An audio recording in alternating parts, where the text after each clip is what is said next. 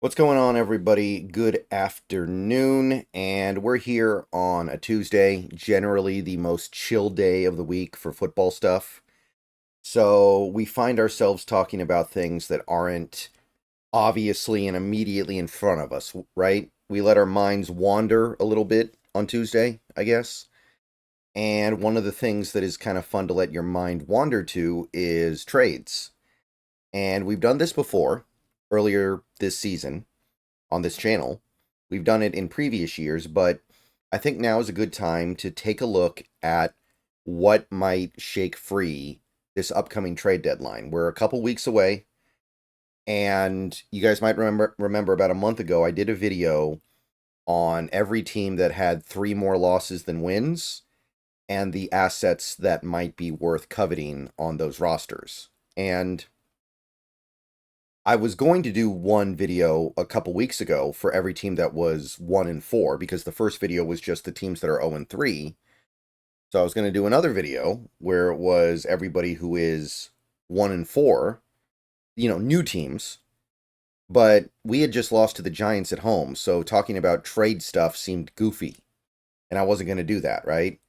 I'm not going to talk about the Seahawks being buyers right after they lose to the Giants at home by multiple scores. Not happening. But now that we're here again, and I know that things aren't necessarily a lot better, but things are a little bit better, I want to take a look at some of these teams that are now in bad spots. They have 3 more losses than wins, or even more losses than wins, and they could at least consider making some trades here. So we're going to go through the teams here in the standings as of right now, coming out of week number 7. And we're going to skip the teams we've already talked about, which is Jacksonville, Tennessee, and was it, God, there was one other team in there. Maybe it was like the Raiders or something. I'm not 100% sure, but we're skipping the teams that we've already looked at to look at the teams that are now part of this conversation. And I'm going to skip the Dolphins for now because they're still 2-4. They're getting Tua back. I don't think they're sellers, even if they probably should be. But let's talk about the Jets for just a moment here. The Jets are 2-5. They're pretty much sunk. I don't know if they're actually going to be sellers because they're in such a crappy spot. They might just have to continue to dig themselves deeper into the hole. Like, their strategy might legitimately be, let's just keep trading for talent until this is fixed. And if it never gets fixed, oh well, we're already all in. I mean, Aaron Rodgers is not going to abide by a team that just starts giving away their good players for picks that are not going to matter until after he's retired. But since they are clearly a very bad team that should probably blow it up, even if that means Aaron Rodgers doesn't want to play anymore, there's one guy on this roster that caught my attention in any meaningful way. Not to say they don't have other good players, but they have players they would never trade. But John Simpson playing left guard for them. I think they signed him from Baltimore this offseason. He's only 27. I don't know if he's necessarily a great scheme fit, but we know Laken Tomlinson's not a good scheme fit. Guys, according to PFF, playing pretty good for them. He is well regarded in the NFL. Last year, grades not so good, but generally speaking, he's been at least a solid player. And remember, he just turned 27. So he might be breaking out. This might be like his ascend to really good player level year, honestly. Because physically, he should be in his prime now. And the contract the Jets gave him, very reasonable. 2 years, $12 million. So you owe him a little bit more than $1 million for the rest of this year from his base. And then you'd inherit a pretty decent amount of money that you owe him in 2025, but it's going to be all non-guaranteed. So you can either just cut him and be done with it because the bonus money's taken care of by the Jets, or you can keep him, probably extend him at that point because you actually like what he's doing, and your left guard problem would be fixed. But again, that requires the Jets to admit that they're hosed, and they don't seem very interested in doing that. So that's the Jets. Moving on to the next team, the New England Patriots. There's nothing here that I'm interested in. except for maybe Joe Milton, but even that's like fantasy stuff. That's not even me being all that serious when I say that, but seriously speaking, there's really nothing on this roster that's interesting at all. Like, they're not going to trade Keon White. I don't really want any of these linebackers. Uche would have been interesting at one point, but now I don't think it is because Derek Hall's playing so well. I don't need to bring on another edge that wants to get paid when we're about to have to pay Boye Mafe and Derek Hall. So there's nothing on this New England roster that I would be interested in trading for. So I'm going to say that's just a scratch. Next team that we need to discuss for a minute here would be the Cleveland Browns. And they're a team that does have some interesting pieces. I imagine that Nick Chubb's going to be interesting to somebody, not really to me personally, but somebody out there is going to covet that. There's some interesting stuff going on this defense right now.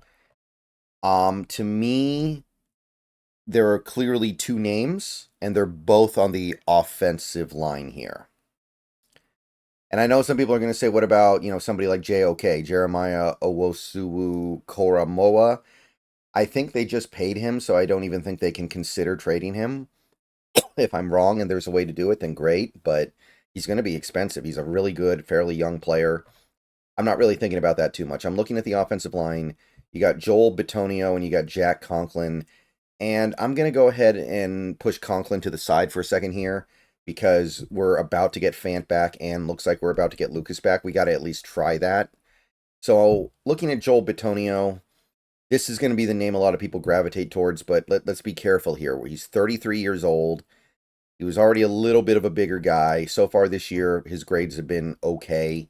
According to PFF, he's actually not even as good as Laken Tomlinson. Now, I don't know if I agree with that. And you can go back to like last year, he was good. If you go back to the year before, he was playing at an elite level. But Joel Bitonio is probably not that far away from Laken Tomlinson. I mean, he's older, isn't he? I think he's a little bit older. So maybe he's a little bit behind Tomlinson in the timeline, but he's on that same beat.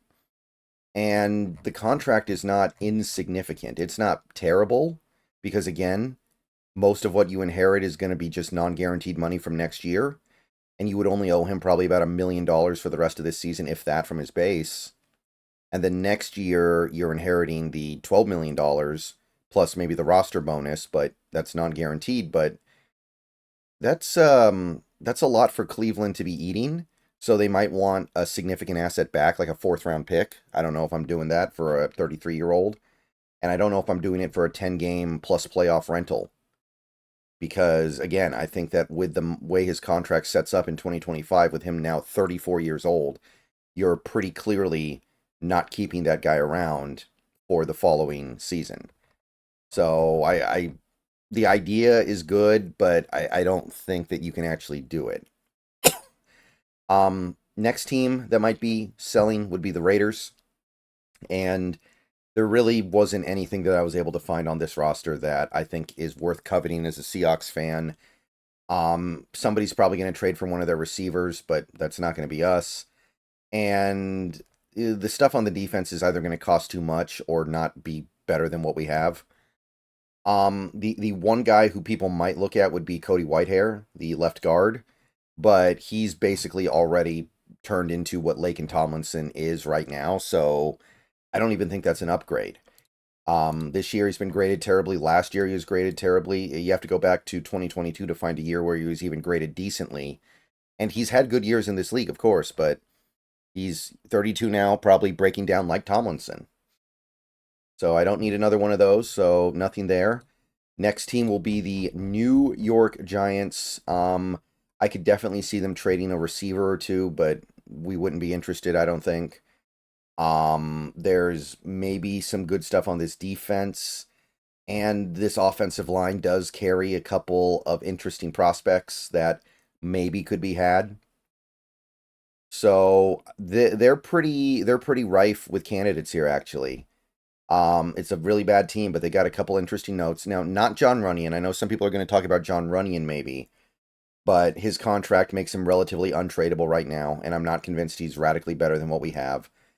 The guy that I think you talk about on this offense is actually Evan Neal. So hear me out.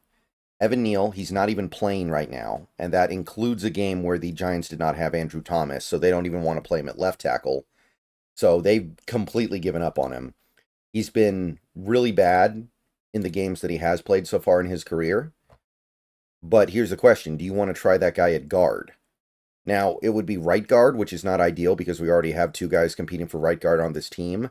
But is he a guy that you want to trade? Like, we're talking 7th round pick. We're talking future 6th round pick. We're talking nothing for this guy because he's been so bad. Do you want to do that and then try to train him up for a year or two and then see what you can get out of him eventually? Do you want to try fixing what is broken? Because the contract, I mean, it's a rookie contract, and the Giants are going to eat most of it because of the bonus money. They're just trying to get rid of him because he's bad, and they can't get anything out of him. But you'd inherit like what, 800,000 at most in 2024, and then a 1.1 million dollar cap hit on base in 2025, and then the Giants take the rest of it. I mean, that's not bad for a guy who was good enough to be the 6th or 7th overall pick in the draft. So I would say that's at least interesting, even though I ultimately don't think that I don't think there's much salvageable with Evan Neal, but it's possible that the coaching staff would feel a different way. And then there are a couple guys on this defense. I'm not going to say Ojulari. I know some people would say that, but I don't want to fit a young edge into this crop right now when we already have two guys that were playing really well. But the linebackers, we have two interesting candidates here, Bobby Okereke and Micah McFadden. So let's start with Bobby Okereke. Been a Colt, been a Giant the last couple years, and he's been a pretty consistent veteran at this in this league. Stays healthy, produces, but he's a veteran, and this Giants team is going nowhere. Do they ship him off? It's at least a possibility here. The contract is not ideal, but you could make it work if you really wanted to. You might have to give up a little bit more than you want to. The contract for Okereke, it's a 4-year deal that was signed after the 2022 season, so the 2023 season was his first year. So you are asking the Giants to eat a decent amount of his money, but it's money they're probably going to be eating anyway, because next year the cap savings, if they release him, are quite significant, and that's a team that clearly just needs to completely blow it up and start over. So you'd obviously inherit the base, and the Giants would eat the bonus. So you probably have to give up a pretty decent pick here. But I mean, he's on a reasonable base salary these next 2 years, and you don't have to keep him if you don't want to. So, not the worst idea I've ever heard. Micah McFadden, their other starting linebacker on that Giants defense, he would be another guy, and you kind of look at him through a different lens, right? He's a guy nearing the end of his rookie contract. He's a guy who really kind of broke out last season for the Giants and has been continuing to play pretty well so far this year. So you're looking at him as like a long-term piece. So you look at Micah McFadden's tape, you look at the way he plays, and you decide, does he fit what I want to do? Is this a guy I want to be here for maybe the next 5 years? Because you're probably trading for him, and then you're either extending him now. Well, excuse me, you're not extending him now, but you're extending him in the offseason. This is not a guy you trade for just to rent for 10 games plus playoffs. Pro Football Focus generally likes what they see with him. They think he's having a pretty good year so far this year for a very bad team. They thought he played pretty well last year as well. Not 25 yet. And I mean, it's a rookie deal, right? So you're inheriting less than $1 million this year, and you're inheriting a little more than $1 million next year. Giants are going to be eating the rest of that. If the Giants look at Micah McFadden and they say, this is not a guy we're looking to extend, this is not a guy we're looking to keep around because we need to blow it up, but we know he has value, I think you can maybe make something happen there. So the Giants would be the team that I would be calling a lot right now, trying to get some of these assets. And if they're not in sell mode, they will be after Monday. They're playing the Steelers, and that'll put them at 2-6 for sure. And then you forget about it. Okay, next team that might be entering the sellers market would be the New Orleans Saints. And I mean, most of their stuff is injured. So it's going to be hard to find anything, right? The players that are good are mostly hurt. I don't want Alvin Kamara. Cesar Ruiz is hurt. I don't think that's really a guy you want to trade for. Cameron Jordan is pretty washed up at this point. I think he's got nothing left in the tank. Don't really want Honey Badger. There's one name here I would even consider, and it's Demario Davis, inside linebacker, longtime stalwart of that Saints defense. But he's going to turn 36 before the Super Bowl. He's on the way out, clearly, in the NFL. He's clearly nearing the end here. He did make the Pro Bowl each of the last 2 years, and he's not yet a bad player, I don't think. But you are buying an asset just before it's scheduled to get completely demolished in value. So it would be a rental for the most part. Like, we're talking about a guy who, according to Pro Football Focus, is just kind of treading water.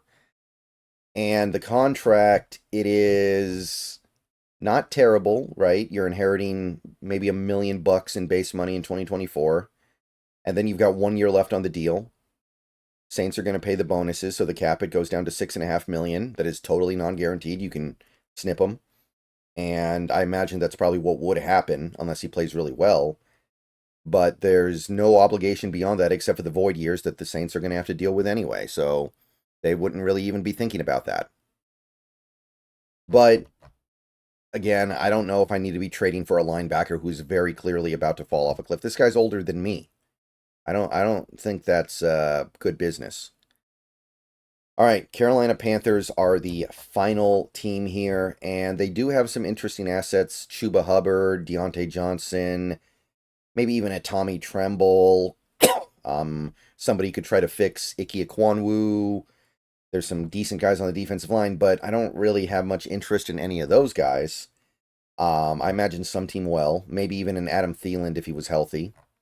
The only guy I have eyes for here would be Jadeveon Clowney. He's perfect for what the Seahawks need right now, theoretically. He is a capable, all-around front seven guy. He can play multiple positions up there. He's old enough to where he's probably not going to be here past this season, but he's a low enough asset to where you could get him for a cheap enough cost to justify that, and the money is not going to be a big hit. Now, understand that Clowney's not really doing that much so far this year. He hasn't played the last couple games. He's got 1 sack. He's got 12 tackles. Pro Football Focus, which is usually very pro Clowney, not that impressed. They think he's just meh. You go back to 2023, which was his big year with the Baltimore Ravens, where he almost got to the double-digit sacks. They loved him. They've loved him before. So PFF knows how to respect Clowney when he's playing really well, and it's not happening right now. But the contract is totally reasonable. Less than $1 million for the rest of the year at this point from the base. Next year, the base hit is big, but it's non-guaranteed. You can get out of it, which I'm sure we would. And you just have to count on him becoming a much better player when he's in a better situation than the Carolina Panthers.